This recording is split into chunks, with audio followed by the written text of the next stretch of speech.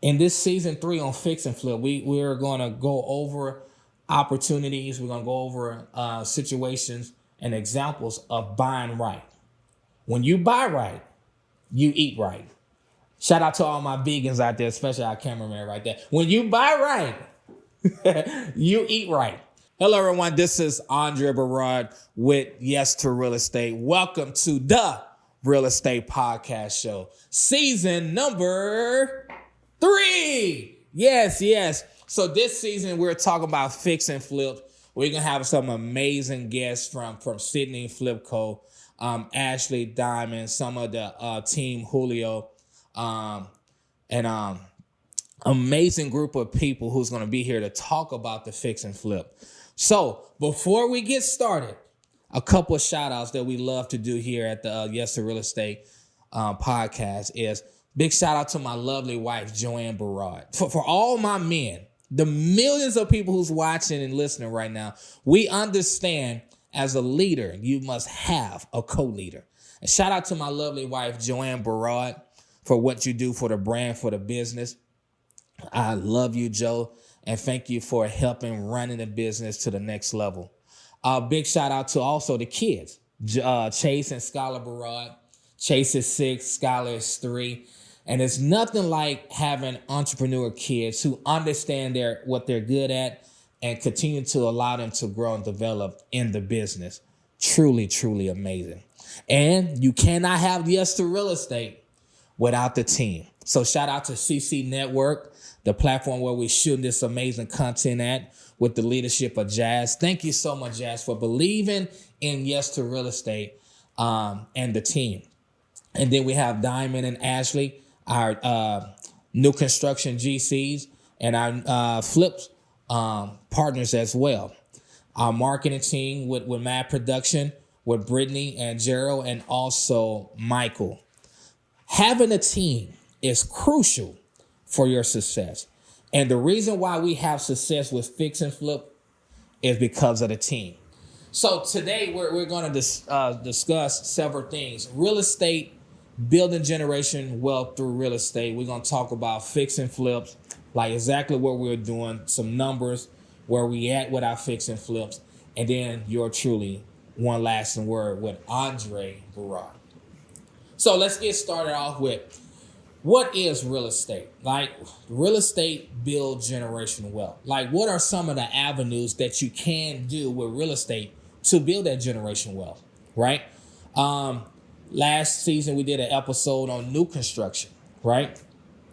What makes new construction great and new construction challenging is the profit from new construction, but the challenging part is the time, right? Shout out to Garland. It takes around a year in permitting to get your stuff out of permitting, your plans and everything, before you even start your new construction project, right? But what makes new construction great is that you can build from one home all the way to 800 homes, right? And then you building a subdivision, you can name that subdivision from your kids. For example, we can have a subdivision called Chase Lane, or Joanne's Way, or Yes to Real Estate Avenue, right? It's many things that in new construction that you can do as building from the ground up. That's one of the great things about new construction. Another thing about real estate and building generational wealth, and some people might agree and might not agree, but I do have the social proof, is your personal home. Well, one might say, well, Andre, I thought your personal home is a liability, right? You're paying light bill, you're paying you're paying interest, right? You're paying taxes. Shout out to the people who live in the HOA community, right? You're paying those fees as well, right? But I am a living testimony that buying your primary home can lead you to building generational wealth. Okay, let me give you 2 examples, and these are personal examples for me and my wife. My wife and I buying our primary home. Now, for all my men out there, you might pay for the mortgage, but you're not picking a house. I don't care what anyone say, right? If you are a married man, you are not picking a house, right? You're going to be one of those guys who show up, walk in the house, have your arms folded, and you're shaking your head.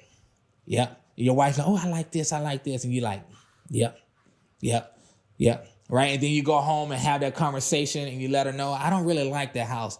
Well, baby, I like the house. We can raise our family. We can raise our kids. And at the end of the day, I didn't get the house that I wanted. I'm just being honest, right? But guess who did? You're right. My wife, right? So 5 years ago, we bought our first home, our first primary home. Well, actually, it was 6 years. And we paid, and I believe that we overpaid for the house. We paid, at the time, it was $275,000 for the home. Now, homes in the area was going for $265,000. So I paid $10,000 more for this home, all because, what is that the camera? All because my wife said she wanted a home. Right? I brought a thesis, I brought documents, I brought everything with me to state why we shouldn't buy this home. At the end of the day, everything I brought to the table was thrown away because she wanted a home. So we bought it for $275,000. First year, we were still in the red because equity hasn't gone up. Second year, still in the red. Third year, okay, we created some momentum. We got some equity in the home, right? Then something happened a year ago. That's right, COVID. Man, when COVID happened, those prices shot up, right? And then we end up selling the home. We had over $100,000 in equity in the home. So the question is, did that build generational wealth? Well, yes, because we used that $100K as an investment into other properties. So we sold that home, then we moved to a different home, right? So here's the thing about personal and your primary home. You can build generational wealth. So we bought our second home for $950,000. $950,000. And this is a year ago. Say a year ago. All right. 1 year ago, we bought it for $950,000. So we had it appraised. That's right. A year later, $1.3 million. That's right. I said it. From $950,000 to $1.3 million. Right. So that's over, what's that? $350,000 in equity. Right. So now we can refinance or do an equity line of credit, pull out the equity, and then now take that money to go and reinvest in real estate. Right. So yes, you can build generational wealth with your primary home if you do the right thing with the equity. Okay. And number 3 is what we're going to tap in today, and for what the millions of people has been waiting on and wanted to talk about is the fix and flip. My. Fix and flip. So what's great about the Yes to Real Estate journey is that we started new construction and fix and flip last year. So we only going into 2 years of experience in new construction and rehab homes. But I tell people this, the reason why we was able to avoid the pitfalls and mistakes when it comes to fix and flip and new construction is people who pay attention. Let me say that again. People who pay attention. Before we got into the game, we actually did 2 things. We paid someone to do the flip or the new construction for us, and then we paid them to teach us. Say teach us. My. That teaching part is so crucial when you are learning a skill that you have no insight of. So many people try to jump into an opportunity without getting the proper training and the insight to avoid the pitfalls. And the reason why Yes to Real Estate never lost money in new construction or fix and flip is because we pay to play. We pay the price and we pay for the insight to avoid the pitfalls. So we made the payment. We say, hey, look, we want you to do the flip for us. And also we want you to train us. So what do training mean when it comes to fix and flip for the millions of people who's watching and listening? Anytime you pay for a service, this is crucial. Come closer. Anytime you pay for a service, you want to get several things. You want to make sure you have the intellectual property, right? You have the know-how, right? the plumber, the electrician. Like, how much should I pay for an electrical job on a 1,500 square foot home? Well, you're looking at around $6,000 to rewire a home, right? And then number two, I want the phone numbers. Well, what you mean, Dre? I want the phone numbers of the electrician. Like, okay, the electrician that you use, I want his phone number, right? Because I want to be able to use him and have his information so I could continue to use his services. And that's crucial when it comes to fix and flip. So after you get the intellectual property, you also want to make sure you get the phone numbers of the clients as well, so you can build your relationship with them, okay? That's number one. Number two, and also with fix and flip, a lot of people run to is, where should I buy? So Ashley and myself, we typically buy our flips in up and coming areas, right? Areas that are being gentrified, right? So South Park, South Union, Fifth Ward, which is my favorite, Sunnyside, Acres Home, Third Ward, right? So we tend to invest in areas where the dogs and cats are still walking themselves. You're going to catch it later, right? So the dogs and cats are still walking themselves. So because as soon as you have a person behind that dog and cat walking them, it's almost too late to ride a trajectory of the equity play in that community. So next time you see a dog and cat walking themselves across the street, you are in the right area to invest. Okay. So, and another thing that we look at when it comes to fix and flip is the tax rate. Most of these areas where we invest in are 2.3, 2.4, 2.5% tax rate, no HOA, and then no deed restriction. Right. So, well, Dre, why is that important? Well, that is important because at the end of your fix and flip, you have to keep your end buyer in mind. And with the interest rate at 6, 7, and 8% in some instances, you have to understand that when you buy this product, you are thinking about the beginning part, and you're thinking about the end result as well. Like, after I buy this product and then I sell it for $250, who are my end buyers? Right? So keep that in mind as well. You make money when you buy. In this season 3 on Fix and Flip, we're going to go over opportunities. We're going to go over situations and examples of buying right. When you buy right, you eat right. Shout out to all my vegans out there, especially our cameraman right there. When you buy right, you eat right. And think about that when you're buying your product at the beginning, right? So many people say, well, Dre, I just want to get in the game. I don't care about making money.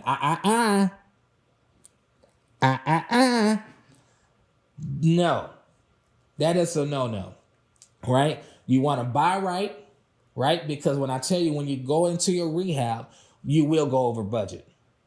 I'm sorry, you will go over budget. So if, for example, we buy a house for $65 when we budget $65,000 for rehab, right? For one of our properties now. Well, we went over budget $10,000, right? Because we didn't account for certain things that was wrong with the home. So now, even though we bought the house for $60,000, our new budget is now $75,000. So we went over budget $10,000. Where what most people do is, instead of buying a house for $60,000, now they bought it for they bought the house for $100,000. Then now the rehab is $75,000. So now they're $175,000 in the hole. Where most people who are fix and flipping tend to say, well, you know what? I'm gonna make it up on the back end. Right now, you want to increase the price another $20,000 to make up for you buying wrong at the beginning. Also, for my fix and flippers out there, you tend to try to undercut your real estate agent. Hey, agent, I can't pay you 3%. You can't pay the buyer's agent 3%. We're going to have to cut it to 4%. Right now, you're going down a rabbit hole because now you're messing with everybody else opportunity to make money, all because you bought wrong. So when you buy right, you eat right. And this is crucial for all my beginners and my experts, right? We can say that the Yes to Real Estate Fix and Flip program have never lost money, and all of our clients have made money with the fix and flip. That is why Ashley and myself came out with the Yes to Real Estate Fix and Flip course. In this course, we are able to walk with you a real life example of a flip that we're doing now from South Park to Fifth Ward, right? We're able to analyze numbers. When you're doing your fix and flip, analyzing your numbers is crucial, right? You're able to look at how do you rehab a home, right? Well, what do you put in the kitchen? What do you put in the restroom, right? In our flips, we don't do any Formica for all the people that's fake wood, right? And we even take it a step further and we do quartz countertop. Most people do granite. We go with the quartz to give it an elegant look, right? And we also have a great design, and we also have staging. Shout out to my lovely wife who's over that department when it comes to the decor, the staging.